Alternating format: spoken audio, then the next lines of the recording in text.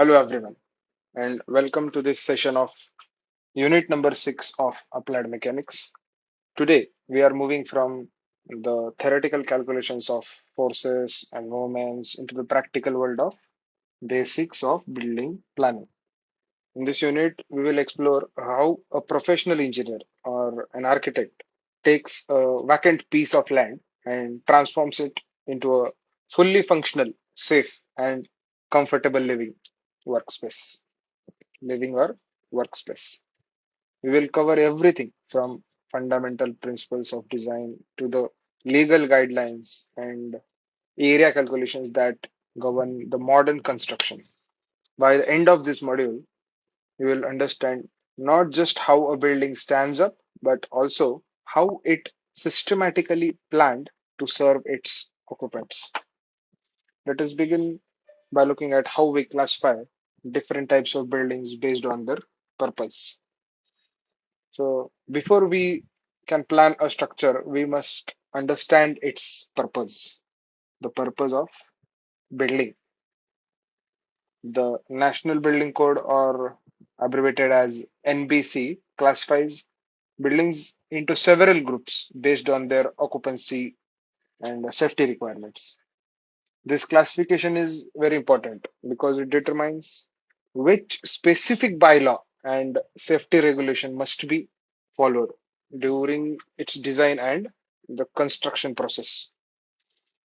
As you can see on the slide, the groups range from Group A, which covers residential spaces like your house or apartment buildings, to Group B for educational institutes like our college, and Group C for institutional buildings such as hospitals.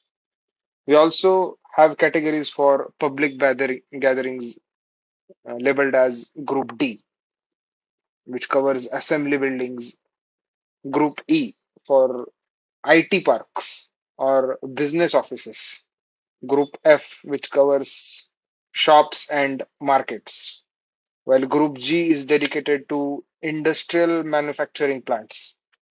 And finally, we have a Group H for storage warehouses and I for building handling hazardous materials. The buildings which handles the chemicals or the materials which are harmful to um, people, humans or animals. Knowing these groups helps us apply the correct planning standard for each unique environment. So we'll see how a site is selected before its actual construction. So there are some aspects. We cannot just buy some piece of land and start the construction. We have to consider some aspects before selecting the sites. Once we know the purpose of the building, the next critical step is selecting the right location. A good site ensures the longevity of the structure and comfort of its residents. First, we look at topography and soil. For a stable foundation, hard strata should ideally be available at the depth of 1.2 meter to 1.5 meter. So anything more than that is not ideal. Why? Because what happens, it is theoretically possible to construct some building where the hard strata is not found at the depth of 1.5 meter. It is possible, but it is very uneconomical. We have to find the top of hard strata by excavation. So if the depth of hard strata is more than, let's say, 1.5 meter, the excavation cost will be higher, the material cost will be higher because the required material quantity will be more. So it is not uh, ideal to have the depth more than 1.5 meters. The site should have a slight elevation to allow for natural drainage towards the front street. It is also important to avoid waterlogged areas or land near the lakes or ponds, as they can lead to persistent dampness issues. Next, We consider environment and utilities. Proper orientation is the key as it allows the building to receive plenty of natural light and air. We must also ensure the site has easy access to essential facilities like transport, schools, and medical centers. On the flip side, we should avoid areas near high voltage line or sources of excessive noise, such as airports or railway stations. Finally, from a legal standpoint, the layout must be approved to ensure that official water supply and official electric supply is available. Choosing the right site today prevents costly engineering problems tomorrow. This is the conclusion. Now, let's break down the physical components of a residential building. We categorize any building into three main parts: the substructure, the superstructure, and the services and finishes part. We begin with the substructure, which refers to everything built below the ground level. The most critical element here is foundation. Its job is to distribute the entire load of the building safely to the soil, anchor the structure firmly, and prevent it from overturning. So anything below the level of ground comes under the part substructure. Moving just above the ground, we have the plinth. In standard planning, the plinth should have a minimum height of 450 mm to keep the internal doors well above the external ground level. Okay. A key feature of plinth is a damp proof course, which acts as a barrier to prevent moisture from rising up into the walls. These two components form essential base upon which the rest of the building stands. So moving above the plinth, we enter the superstructure, which is the part of building we actually reside or inhabit. First, we have walls, columns, beams, sills. So everything, the rooms, the blocks, everything comes under the superstructure. So every part of the building which is above the ground level comes under the element superstructure. These are primary load bearing elements that transfer the weight of roof and floors down to the foundation, while it also provides with privacy and insulation from the outside world. The sill I mentioned is actually the base of the window. The lintel is the horizontal beam placed above the top of the door and window openings to support the weight of the wall above it. Finally, we also have chhajja, or we can also call it sunshade. These typically project about 600 to 800 mm from the external wall. Their main function is to protect our doors and windows from direct sunlight and sometimes heavy rainfall, which is especially important for maintaining the building's exterior and internal comfort. To wrap up the physical components of the building, we look at the services and finishes part, the third part of the building, which makes the structure habitable and functional. Why habitable and functional? Because the floor provides our actual working and living area, while the roof acts as the top cover of the building. Depending on the design, this can be flat or sloped. But for movement between different levels, we have to include staircase and lifts, which provide essential vertical transportation. Also, there is one more part which is called as parapet, which is a short protective wall built at the edge of the roof or balcony to ensure the safety of the occupants. So together, these substructure, superstructure, and service elements form a complete residential building. Now that we understand the physical components, let's dive into the principles of building planning, which focus on optimizing space, light, and function. So these are three important aspects of building planning. The first and most critical principle is aspect. Aspect refers to arrangement of doors and windows to capture natural gifts like sunlight and breezes based on the specific function of a room. For example, let's say we plan the kitchen on the east side so that the morning sun kills the germs while allowing the space to cool down by afternoon. Bedrooms are ideally placed towards the west or southwest to capture the pleasant evening breeze. The living room usually faces south or southeast for maximum comfort.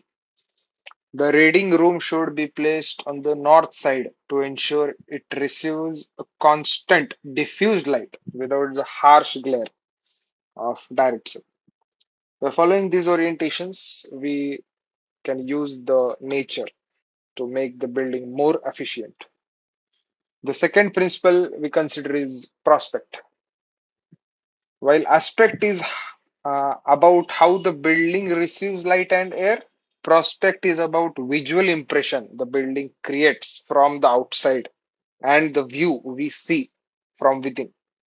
A well-planned building uses the positioning of windows to frame pleasant views, such as gardens or, let's say, natural landscapes, creating a cheerful atmosphere for the occupants.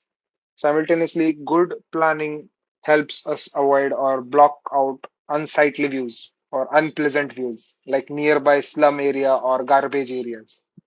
Essentially, prospect ensures that the building is not only functional but also aesthetically pleasing to look at and in, look at or look out from. The third principle is grouping, which is also about functional flow of building. Grouping refers to positioning of rooms relative to one another or ensure maximum convenience for the occupants.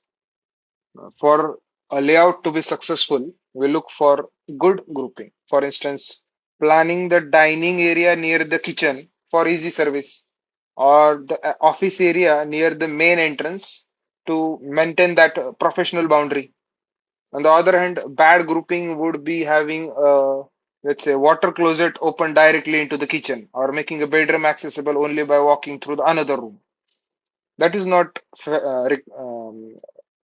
that is not a good example of grouping. By organizing these spaces logically, we minimize the distance people have to travel within the building and significantly enhance its utility. The fourth principle is privacy, which is a fundamental requirement in residential design. We look at this in two ways, external and internal. External privacy is about protecting the occupants from the view of people on the road or in neighboring buildings. This is achieved using high window sills, planting trees, or constructing compound walls. Internal privacy, on the other hand, is the privacy between different rooms within the same house. To achieve this, we use clever design solutions like adding lobbies or positioning doors towards the side of the room rather than center. We can also use screens to block direct lines of sight. Ensuring privacy is especially crucial for the areas like bedrooms or water closets. The fifth principle is roominess. It is an art of maximizing the feeling of space, not the space actually, but the feeling of space within the actual physical dimension of a room. Even if the floor area is limited, we can make a room feel larger through clever design. First, let us consider the shape. Rectangular rooms with a length to width ratio should be between 1.2 as to 1 and 1.5 as to 1. Generally feel more spacious than square rooms of the same area. Secondly, height is also crucial. An appropriate ceiling height prevents a feeling of tunnel or makes the space feel open. Also, we can use furniture strategically by using built-in cupboards rather than bulky standalone units. We save valuable floor space and maintain a clean and open environment. The sixth principle we must address is circulation, which refers to pathways used to move between different rooms and floors of the building. We categorize this into two types. First, horizontal circulation, and second is vertical circulation. So, in horizontal circulation, which it includes passages, corridors, and lobbies that connect rooms on the same floor. This area should be direct, well lighted, and properly ventilated to ensure smooth flow. In the vertical circulation, which covers staircase, lifts, escalator, ramps, for its safety and ease of use, staircase should have uniform rise. One step should have uniform rise, ideally, let's say 150 mm, and the tread between 250 to 300 mm. So, rise is the vertical dimension of any step, and tread is the horizontal dimension of that step. Rise should be ideally 150 mm, tread should be between 250 or 250 to 300 mm. Our ultimate goal of good planning is to provide efficient movement throughout the building without consuming an excessive amount of total floor area. The seventh principle is sanitation, which focuses on maintaining a healthy and hygienic environment through light, ventilation, and cleanliness. To ensure adequate light, we follow specific standards for window placements. Let's say for residential building, the window area should be at least 1/10 of the total floor area. While for public spaces like schools, we have to increase the uh, window area. We have to keep it as 1/5 of the total floor area because ventilation and illumination is more critical in the public spaces. We must design for them for cross ventilation to keep the air fresh.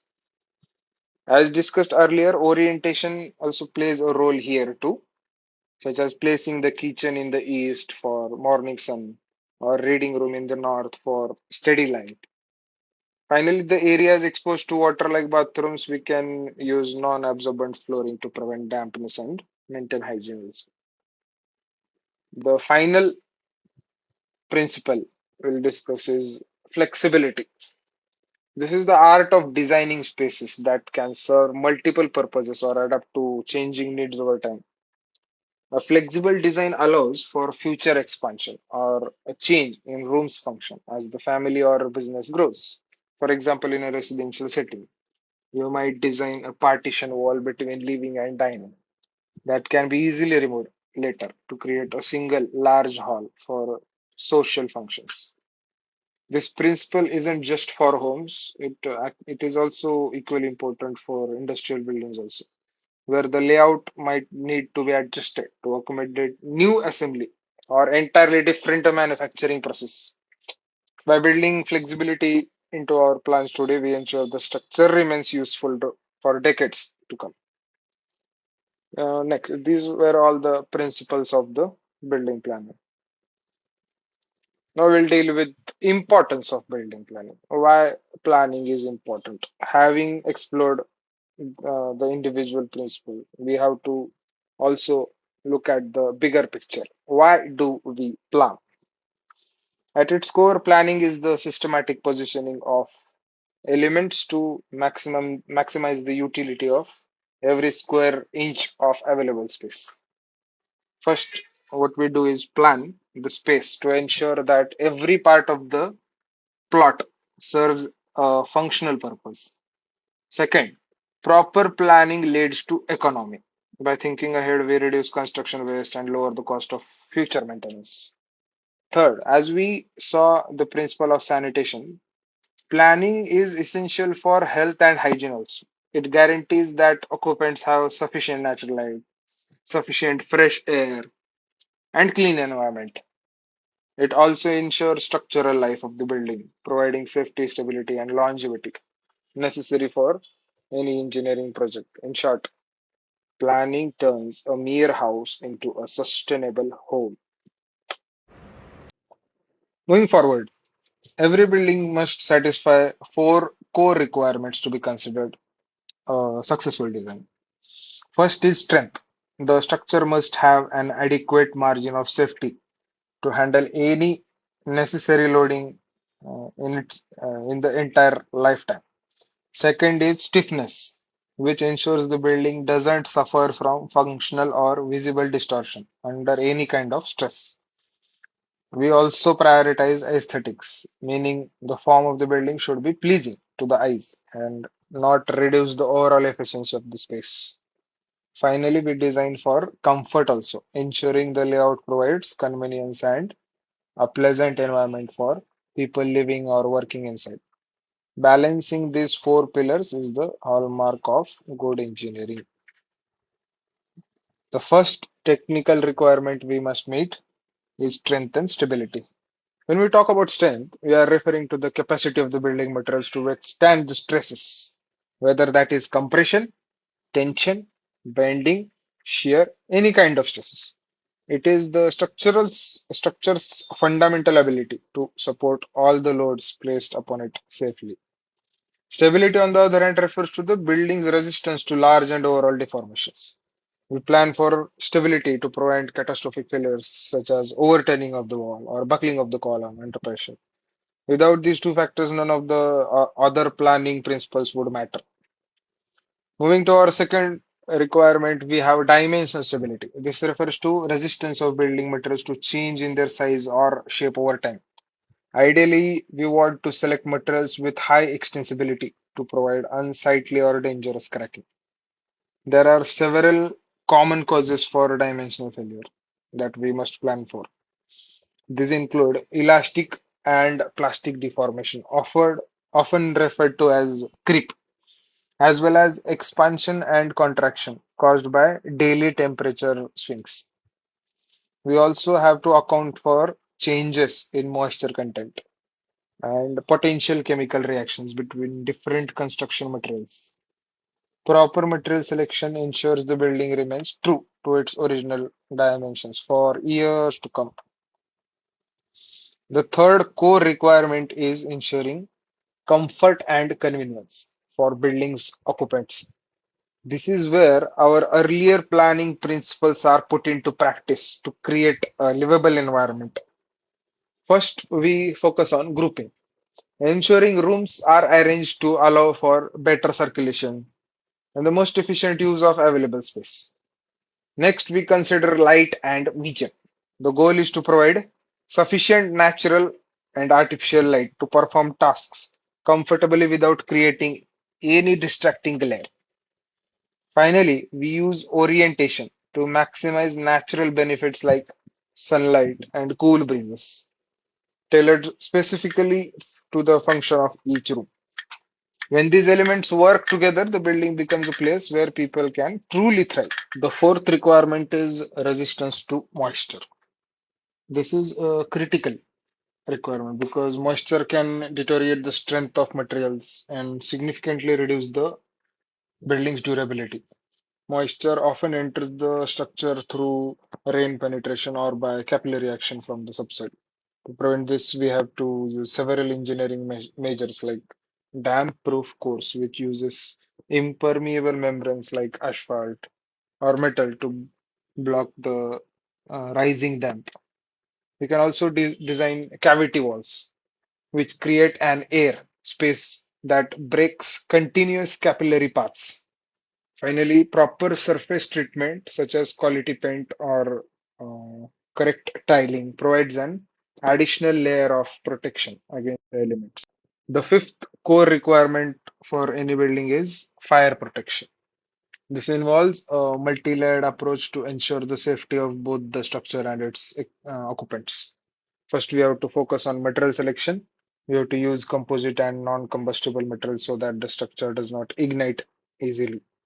Second, we must plan efficient escape routes by providing both horizontal and vertical exits that allow the occupants to leave the building safely and quickly during an emergency.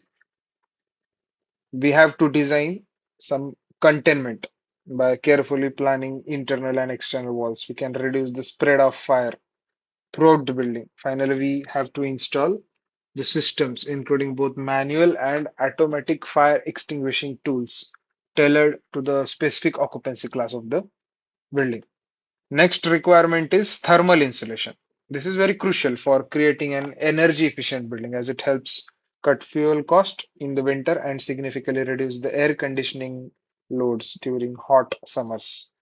There are several effective methods to achieve this. For walls, we can use thicker exterior walls or design cavity walls, where the air space between the layers act as a natural insulator. We can also use specialized fillers like slag wool, rock wool, or lightweight concrete within the structure. For the roof, which bears the burnt of the sun heat, we apply layers of cinder, foam concrete, or even thermocol.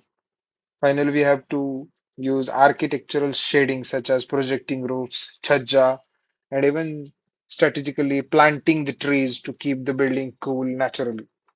Proper insulation is a key step towards sustainable engineering.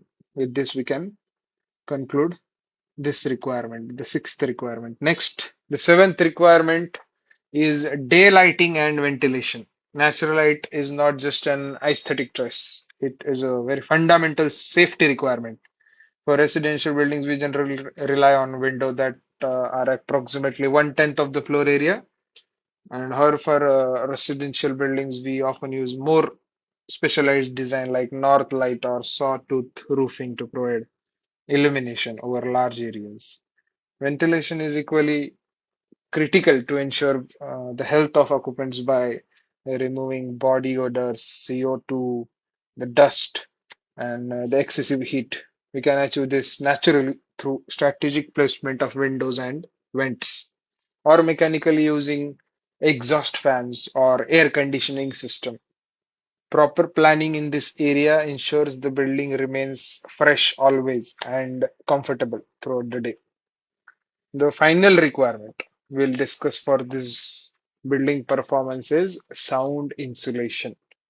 Noise control is essential to prevent mental strain or fatigue or inefficiency among the occupants. This becomes even more critical when designing sensitive spaces like hospitals, schools, or recording studios. We have to manage the noise through various approaches. First is planning, where we use zoning to separate noisy areas from the quiet ones.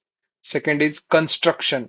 We can use techniques like cavity walls, airtight windows, and floating floors to block sound transmission.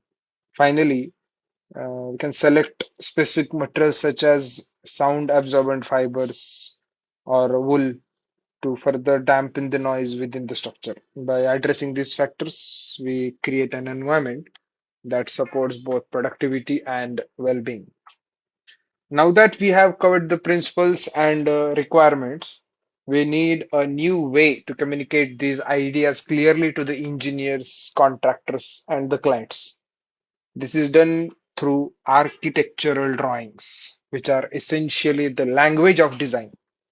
To fully describe a three-dimensional building on a two-dimensional sheet of paper, we primarily use three types of views: plan, elevation, and section. Each of these provides a different perspective of the structure, showing us everything from the layout of the rooms to the heights of the walls and the details hidden inside the foundation. Let's look at the most fundamental of this, the floor plan. It is the most fundamental architectural drawing you will work with. You can think of it as a top-down view of a building that has been sliced horizontally, typically at the window sill level. The primary purpose of a floor plan is to communicate the functional layout of the space. It clearly shows the arrangement of rooms, the specific thickness of walls, and the exact location of openings like doors and windows. When examining a plan, you will find several key elements: the specific dimension of each room, the intended location of furniture and fixtures, and the circulation path, such as correlation that connects these spaces together. It is the blueprint that dictates how a space will actually be used. While the floor plan gives us horizontal layout, the elevation gives us the face of the building projected on a vertical plane. Technically, an elevation is an orthographic projection showing the exterior faces of the structure. A complete set of drawing includes multiple views, the front, the rear, the left side, and the right side elevations. These drawings serve several vital purposes. First purpose, they allow us to see the height of vertical proportions of the building. Second, they provide the fine details of exterior finishes, window styles, and the slope of the roof. Ultimately, the elevation is what conveys the aesthetic style of the building, showing how it will actually look to someone standing outside. While the elevation shows you the exterior, the section allows us to look inside the cut building structure. Technically, a section is a vertical cut through the building, and we usually choose to pass this cut through the staircase and other interesting structural elements to show how much detail as possible. The main purpose of this drawing is to reveal the internal heights, the structural details that are hidden from the outside. In the section view, you will find several key elements like exact floor to ceiling height, the foundation depth and its specific construction details, the thickness of the slab, the various layers making up to the roof. Finally, the staircase profile showing the exact dimensions of risers and the trades. This view is essential for the contractors to understand how the building is vertically assembled. Now, as we move on into the final part of our unit, we must understand the technical language used in the development guidelines and real estate. There are several key terms that every engineer must know when calculating the areas. First of all, we'll deal with the plot area. Plot area, as the name suggests, it is the total area within the boundary line or compound of the property. Within that plot, we have the plinth area, also known as built-up area. This is measured from outer to outer dimension of the walls, which includes internal shafts and staircases and lift, everything which comes between the external walls. Basically, it is the area of the plot covered by the building, also called as built-up area. The next most important term for residents is carpet area, which is the net usable floor area. You can calculate this by taking up the built-up area and subtracting that area uh, by the area of walls. So carpet area, the equation shall be carpet area is equal to built-up area minus area occupied by the walls. Carpet area, as the name suggests, the area which upon which we can actually put the carpet or actually make the use of. The wall area we cannot make use of, right? So usually this carpet area is about 70% of the built-up area. So 30% is covered by the walls. Next is setback area, which is the mandatory empty space left around the building for ventilation and emergency access. So another equation we can make out is setback area plus built-up area is the plot area. And the final term is super built-up area. This is not actually a textbook terminology. This is the terminology made up by the builders and developers, which is called as super built-up area. People get confused super built-up area with built-up area, but there is a slight difference. Super built-up area also covers the area of the common areas in the apartment buildings. For example, suppose you own a flat in some building which is like, let's say, 700 square feet. The built-up area of your flat is 700 square feet, but the lobby outside the flat, the staircase area, the area occupied by the lift also comes under the usage of all the residents on that floor, right?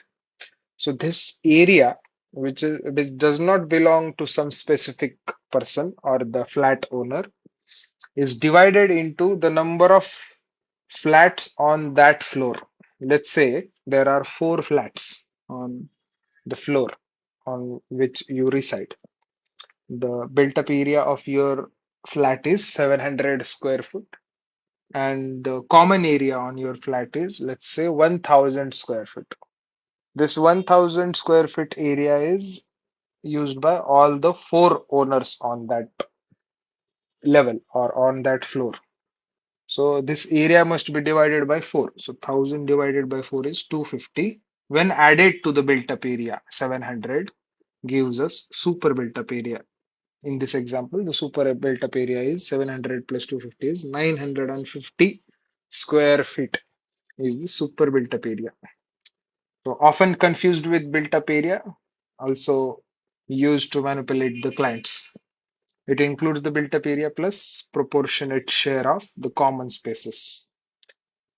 So as engineers, we don't plan in a vacuum. We operate within a legal framework known as building bylaws. These are local regulations enacted by municipal authorities like the Pune Mahanagarpalika Corporation or PCMC in Pune to control the design and construction of buildings. So there is a slight difference between bylaws and laws. Bylaws are the laws in that premises only. Let's say, for example, in our college, wearing an I card is mandatory. That is a bylaw. If not, if you're not carrying or wearing the I card, you can be fined or punished. But it is not necessary to carry or wear that I card outside the premises of the college. So it is not wrong. It is not an offense. That particular rule in particular premises is called as a bylaw. So there are some bylaws provided by the municipal authorities. Why are they critical? They have because they ensure public safety by mandating the fire exits and structural standards. Also, they provide haphazard development. Haphazard development is something where it is also called as atikraman. It ensures that a high rise does not suddenly block all the sunlight to smaller neighboring house. So next topic in this unit is FSI. This is the most important topic in the unit number 6. In simple terms, floor space index is a ratio. It determines how much built-up area you can actually construct on the specific plot of land. So FSI is given by total covered area, or let's say built-up area. This total covered area is also called as built-up area on all the floors divided by plot area. Let us take an example. Suppose you have a 1000 square feet plot and the FSI given by the local authority is 1. So to maintain this ratio, by substituting these values in the given equation, you can build a total of 1000 square feet, uh, irrespective of number of floors. Let's say if the FSI is 2.5, you can build 2500 square feet by going vertically above. We'll take another comparative example of, let's say, Shivaji Nagar and Hinjawadi areas in Pune. To understand why FSI varies in these two areas, let's look at the prominent areas, Shivaji Nagar and Hinjawadi. You'll notice that Hinjawadi is filled with massive IT towers, while Shivaji Nagar has a mix of older, low-profile buildings. Why is FSI higher in Hinjawadi? Because when compared to the central parts, there are three main reasons for this. Infrastructure readiness. Hinjawadi was planned as a modern hub. The roads are generally wider. The infrastructure is designed to support high density of people. The next reason, second reason is economic incentive. By allowing higher FSI, the government encourages the growth of IT sector vertically. It also allows company to accommodate thousands of employees in a single campus, making it a global business destination. Third reason is planned growth. It is much easier to manage high density when you are on a building on greenfield land. Greenfield money, previously undeveloped land, where you can lay down the grid before the buildings goes up. Why is FSI generally higher on the outskirts of any metro city? It is because uh, decongesting the core is difficult. If the authorities keep increasing the FSI in the heart of the city, the old city would collapse under the weight of traffic and population. Moving high density zones to the outskirts help spread the population. The next reason is transit-oriented development. Modern urban planning places high FSI along the mass transit corridors like metro, which often extend into the outskirts. This allows more people to live near public transport. And the third reason is lower land costs. So high FSI makes project more viable to developers on the outskirts, where land is cheaper, allowing for affordable housing. Projects that required many units to be profitable. Why can't we just increase FSI in old areas, or we can call this Gautam? Why can't we just increase the FSI? Because there are again many reasons. The first reason is legacy infrastructure. The sewage line, water pipes, electrical grids in older areas were often designed decades ago for a much smaller population. Increasing the FSI would mean existing pipes would literally burst into under the pressure of added load. Second reason is narrow road width. FSI is mathematically linked to the road width. In older parts of the Pune, roads are narrow. If you build a 20-story building on a 20-foot wide lane, the fire engines cannot enter in an emergency. It may also lead in traffic, would create a permanent gridlock. The third reason is heritage and sunlight. High-rise buildings in narrow pate areas, pate, would block all natural sunlight and ventilation for neighbors. There are also uh, right to light and preservation of the city's historical character to consider. In summary, FSI is a tool for balance. It is not just about how much we want to build, but how much the surrounding environment can actually support. Now we'll have a look at residential and industrial layout. Industrial layout primarily focuses on privacy, comfort, and sanitation, where there are various components of residential compounds such as living room, bedroom, bathroom, kitchen, corridors. It is crucial for natural cooling and heating. There are various types of residential layout such as detached, semi-detached apartments, which comes under Group A type of buildings. Industrial layout primarily focuses on workflow, safety, and loading unloading requirements. There are various types of industrial layouts such as warehouses, cold storage, assembly halls, and various other Group G and H types of buildings. Key elements are large span trusses, loading docks, and proximity to and high ceiling highway.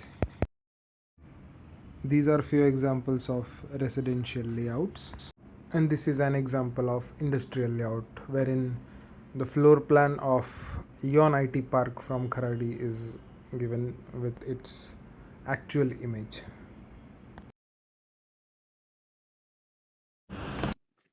Next, building permits and commencement. Before a single brick is laid, we must obtain permit for building construction. This process begins with the submission of detailed architectural drawing to the local authority. Once the officials verify that your plan complies with all the bylaws, they issue a sanction. The most critical document you will receive is the commencement certificate. It is also called a CC. This is the green light that officially allows the construction to start. Without a CC, any work done on the site is considered illegal or unauthorized, and it is liable for demolition. The process doesn't end when the roof is finished. Once construction is completed, the engineer or architect must submit a completion certificate stating that the building was constructed exactly as per the sanction plans. After the final inspection, the authorities issue the occupancy certificate, which is also called as OC. This is arguably the most important document for building owner as it proves the structure is safe for habitation and allows for legal water and electricity connections. It is the final seal of the approval on your building and execution. To summarize our journey through the Unit 6, we began with the principles of planning like orientation and prospect, which gave a building its character and utility. We then looked at the functional requirements that ensure safety, comfort, and durability. We learned how to communicate these ideas through architectural drawings, our plans, section view, elevation view. And finally, we saw how bylaws act as the guardrails that keep our designs legal and safe for the community. As engineers, our job is to balance these creative principles with technical and legal realities. Thank you for your attention. We have covered a lot of ground today, from the why of planning to the how of legal permits. I'd like to open the floor.